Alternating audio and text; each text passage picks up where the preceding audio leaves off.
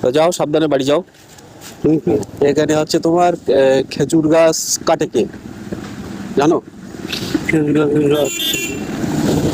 একটা মুসলমান কাটে জানো, ওদের নাম জানি। बस रुलाएगा क्या? ওই দোকানে যে গাছ কাটে পাবে। না না, খেজুর গাছ কাটে তাদের সাবধান করতে হবে, বুঝলে?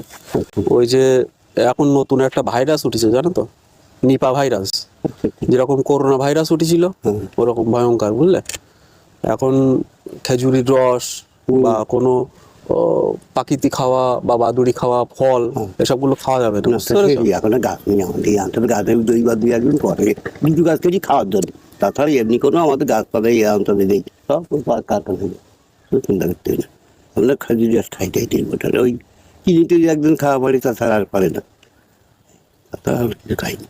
না, তো ওই নিপা ভাইরাস আটকাতে গেলে এগুলো করতে হবে, বুঝতে পেরেছো? করতে হবে, মানে কোনো প্রাকৃতিক খাওয়া বাদুড়ি খাওয়া ফল এসবগুলো খাওয়া যাবে না। এরকম জিনিস নাই, এখন বুঝতে দেবো নেই কোনটাই।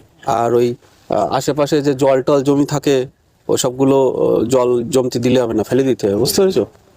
এইটাও ঠিক আছে, এটা ওদিন সত্যি দিতে পরিষ্কার পরিচ্ছন্ন ভাবে তো এখন ভাইরাস খুব প্রবলেম করছে, বুঝতে পেরেছো? তো যাও, সাবধানে বাড়ি যাও। এই পর্যন্ত নয়, এই না, আমি যাব, এইদিকে যাও। এই ভিডিওটার উদ্দেশ্য প্র্যাঙ্ক ছিল না, দাদুর মাধ্যম দিয়ে সবাইকে সচেতন করা ছিল আমার উদ্দেশ্য। তো সবাই সচেতন থাকবেন, ভালো থাকবেন, সুস্থ থাকবেন, আশপাশ পরিষ্কার রাখবেন।